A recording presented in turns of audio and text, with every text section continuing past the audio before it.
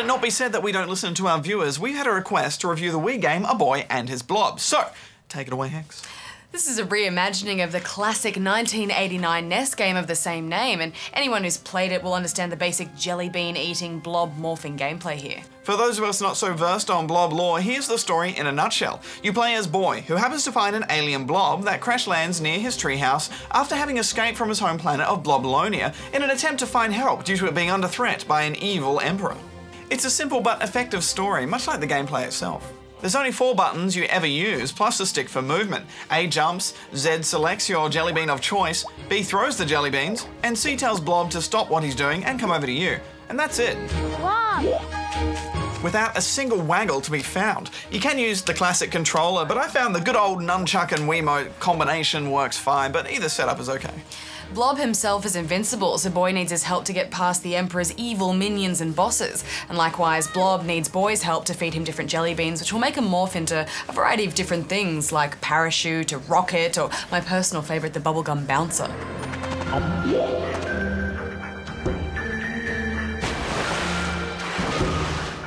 You do feel like the two really need each other, and this builds up quite a friendship between these two unlikely heroes. It's kind of like a single-player co-op game, but it's a shame there was no actual co-op. They could have done something really cool with that.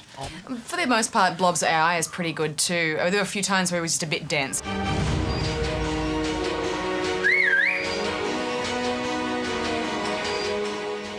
It only happened a few times though. More noticeably, Blob seems to struggle with small steps.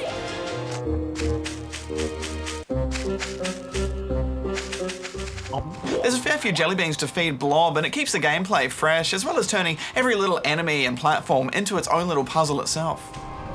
This never really is a strain on the brain though. It's quite easy to figure out what you have to do, and this is partly because the game does a good job of easing you into Blob's powers, and partly because for a lot of the game it tells you exactly what to do on a nearby signpost. Yeah, it's a very forgiving game. You have an infinite number of lives and checkpoints are on just about every platform. So yeah, it's a little on the easy side, but the challenge is still there, and I think they got the balance just right. It's almost impossible to rage quit this game because of the forgiving nature of it.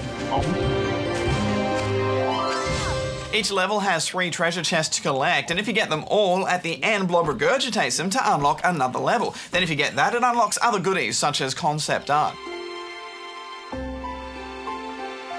I found getting these chests required solving some of the most difficult puzzles, and some of them were really hard to find, so it added a nice extra challenge to do.